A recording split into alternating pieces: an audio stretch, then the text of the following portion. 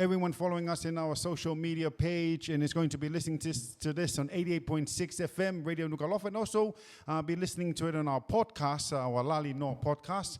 I have the honor here today to have with me Honorable Major Siaosi Kiu Kaho, instrumental in getting our people out of Israel, especially with the people that been following the news with the attack. The Hamas attack into Israel on the 7th of October. But when that happened, we had our people over there. They were doing a pilgrimage, a holy pilgrimage over there in Israel. Before I start with my question, Honorable Siaosi Kiu Kaho, do you want to say something to the people of Tonga before we start? Thank you, Lala. Before we begin, I'd like to make an acknowledgement to God who's in our midst, and acknowledgements to His Majesty, King Tupowono, Queen Nanaspau, Princess Royal, Princess Pirarevu, and the nobles of the realm. Acknowledgements to the Honourable Prime Minister, Shasha Veleni, and members of his cabinet. Acknowledgements to all the people who's listening into this program, and thank you for having me on your program today, Lau. My first question is on this, like I mentioned on our intro, on the 7th of October was the Hamas attack over there in Israel. When the attack happened, there were members of our people, or Tongans, over there in Israel with the holy pilgrimage. When you heard the attack, and please walk us through what was the next step in also trying to get our people out of Israel. Thank you, Lala.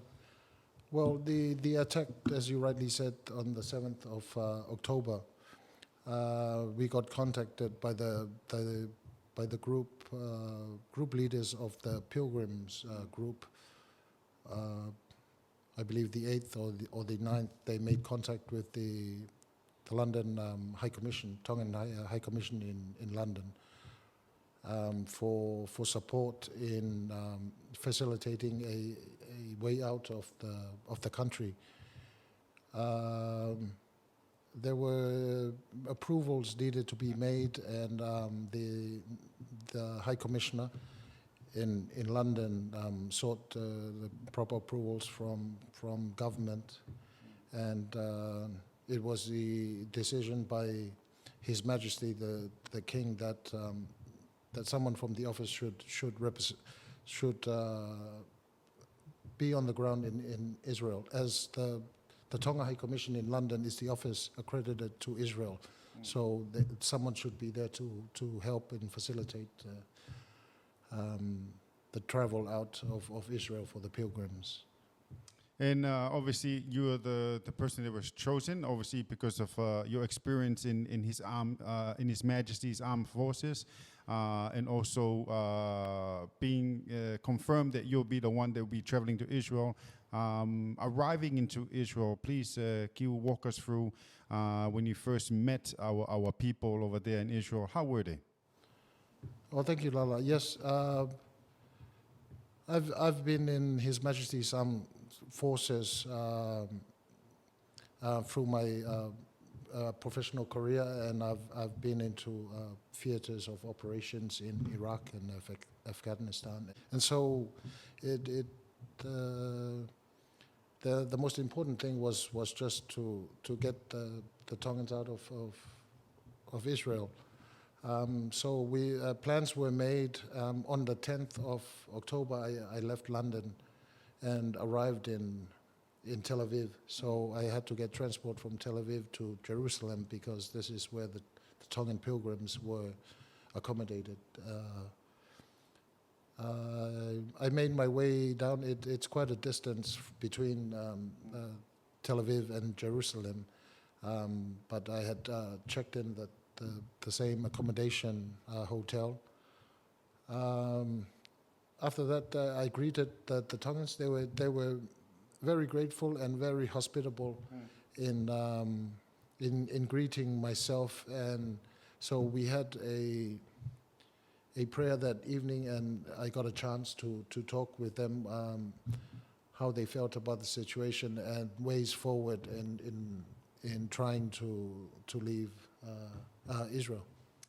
After the greeting them, the prayers, and also finding out the situation they're in, obviously, Kiu, the next step is to get to work into getting our people out of Israel. Please talk us through that process, how hard it was, how the challenges you went through in getting them into a flight out of Israel. Yes, Lala.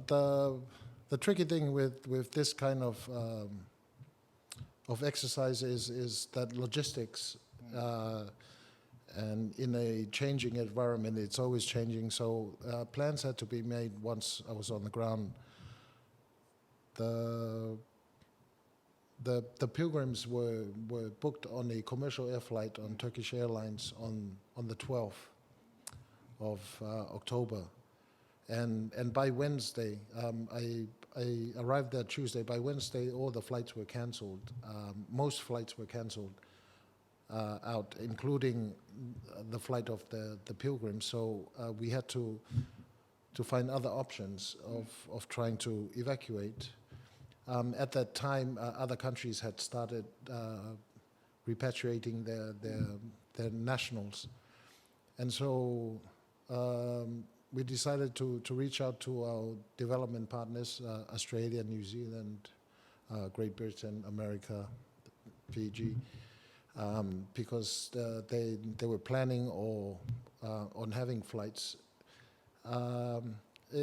This types of work, you have to go through channels, and it gets quite long on waiting for decisions to come back. And so we decided to look at the charter option of chartering a plane, which the High Commissioner in London reached out to a chartered company in the UK, which they provided us with a quote in rapid time. So I submitted this to government as an option, which government agreed to have it as a last option while we wait on other areas. And this logistics include countries where we enter would need visa requirements for those countries, and the time that gets the time to receive those visas. So we have to factor all these variables into our planning. But fortunately, I had a good team of planners from the Tonga side, the Ministry of Foreign Affairs and the Minister of Foreign Affairs, also the Minister of Finance, and of course, yes, the Prime Minister's office, and the Prime Minister himself was kept in the loop. And all throughout this exercise, this was the planning group in the background that was trying to make things work. And as we all know, the option that was taken, Kiu, was the chartered flight. And now talk about, obviously, the chartered flight happened because the quote that you submitted to government obviously was approved by the Minister of Foreign Affairs, Finance, and also the Prime Minister himself. Now talk about, now there's a flight that's been confirmed, a chartered flight that's been confirmed from Israel to London. Talk about the journey from because what I hear, it was where the airport was and where you guys were. It was a drive. Talk about the journey from where you guys were to the airport that's departing, or the chartered flight was departing from. Yes, once the development partners got back, and with different options and the availability of seats on their repatriation flights or flights out of Israel. There wasn't a guarantee that the whole 60, there were 60 pilgrims, that all 60 would be evacuated out of Israel, and the routes that they would be taking, they would need visas, so that'll be extra timing. But once the chartered flight was confirmed, and this will happen, The recommendation from the chartered company was that they will fly into Eilat Airport. This is on the southernmost tip of Israel, bordering Jordan and Egypt, down where the Red Sea is. So the journey from Jerusalem down to Eilat was 6 hours. So being confirmed, and the morale of the pilgrims was very high. So they were very happy that something is confirmed. So the journey, the bus ride was very exciting. We sang all the way down to Eilat, given a one stop to pick up some food and re-energize for more singing down south. So yes, it was a very enjoyable journey coming down to Eilat, because it's confirmed that we are going home and we are going to be on a flight.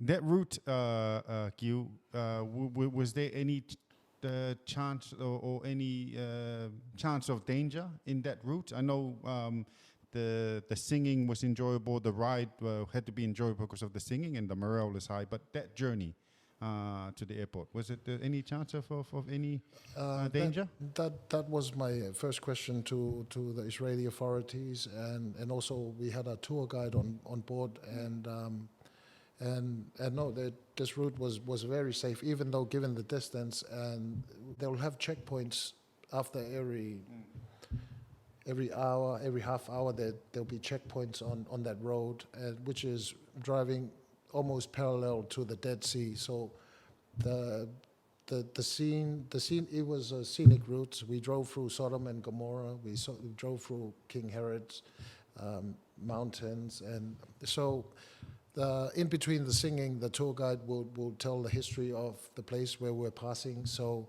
it was quite an enjoyable journey, and we felt very safe. The further south we went, the safer we got. So when we got to Eilat itself was the major checkpoint, and even the airport itself was a checkpoint there. But there wasn't any concern on that side of things. Now talk about boarding the flight. You know, you guys are all on the flight, and the captain is obviously saying to fasten the seatbelts and so forth. Now talk about the morale of the people. No doubt it's high, but just talk about on the flight. Thanks, Lala.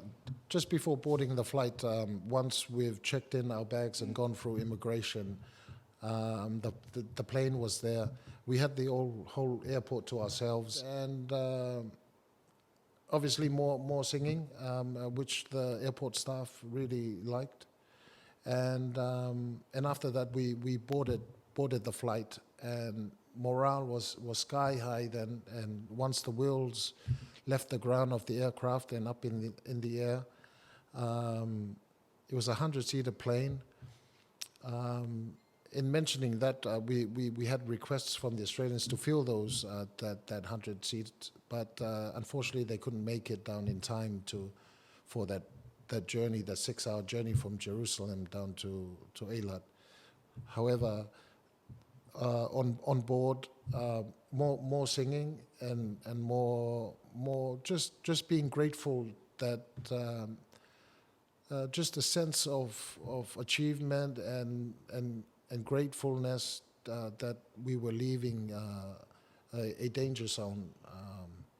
So the ambience, the atmosphere on the plane was very, very happy.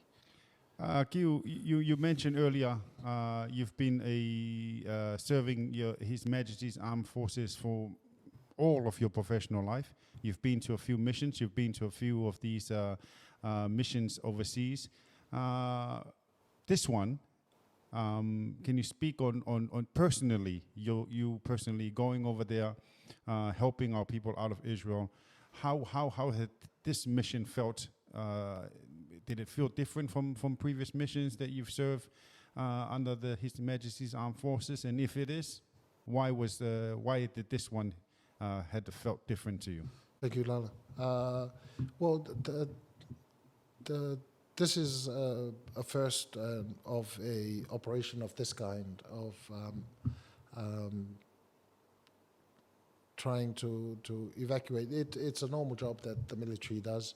However, getting one person in to facilitate it, the circumstances was different. However, going into a place which war had just erupted, there was a sense of danger. However, if you dwell on that, you forget on what you're there for. So that was in the back of my mind. The main thing was trying to facilitate and get all the logistics in line to get the Tongans out. So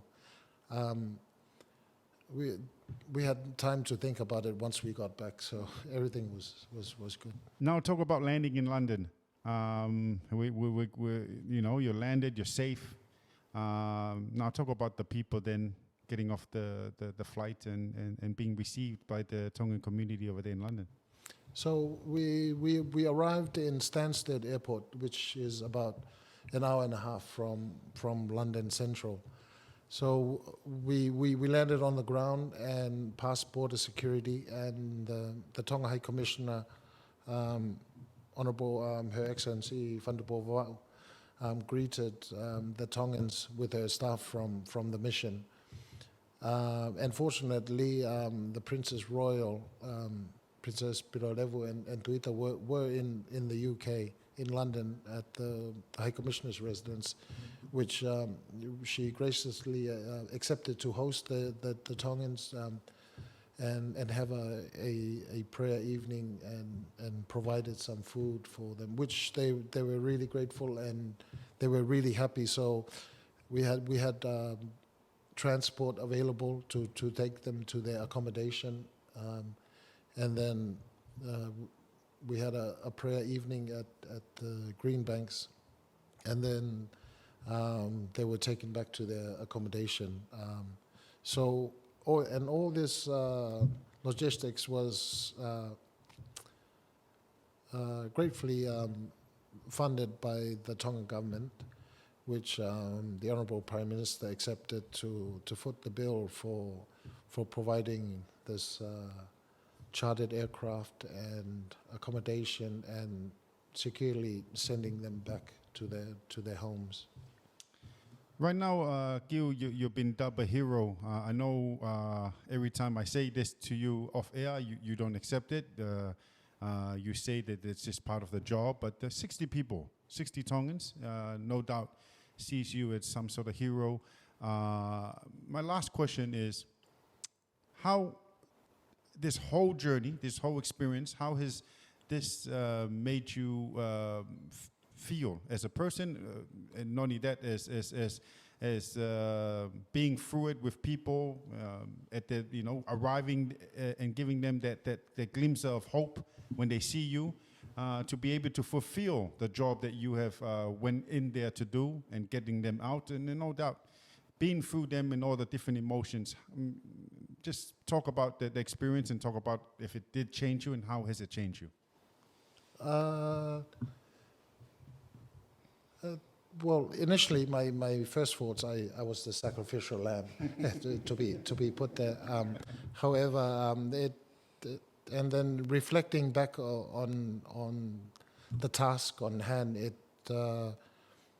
wasn't a thought that it was just something that anyone else would do in the position that I was, and I was the one on the ground, but I had a team that we were working 24/7 and being on email, being on WhatsApp groups, being in Zooms every hour, early hours of the morning, as we are on the other side of the world, so it's dark there, it's light here. So, and this team was in the background,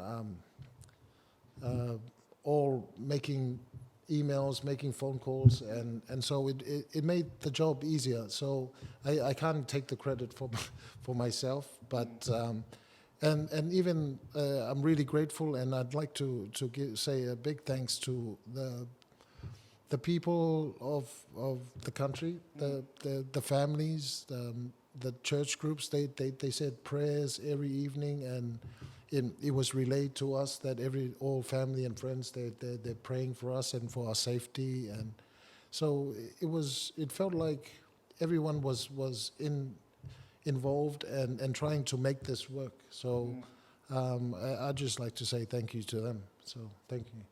Thank you very much, Kiu, for your time, and thank you for the work that you and your team did. Right now, I'm going to cross over to you, Kiu, just to round it off. If you need to do any thank yous, and this is your time.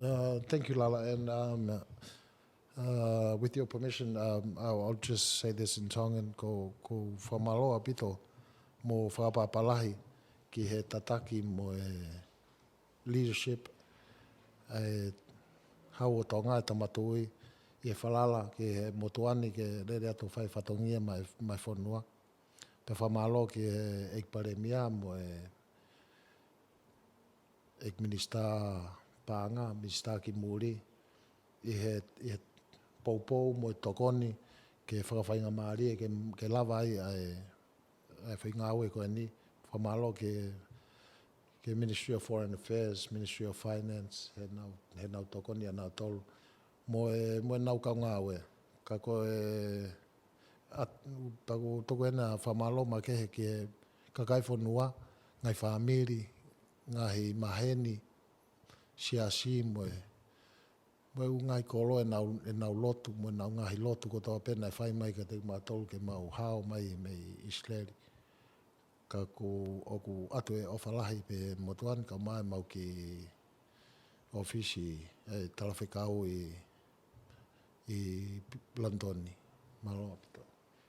Mahaloa pito ko Honourable Major Siaosi Kiu Kaho ia pe mo maki interview ko ahoni ofa pe au rongo le rea te interview ma ko kakai ko whanongo mai ko he le tio vava poni ono po ko whanongo he podcast ko lari noa po ko sio live mai sio mai I he social media o fatu Kiu pa o fatu ki he ngau o whakahoko. Mahaloa pito. O wharala.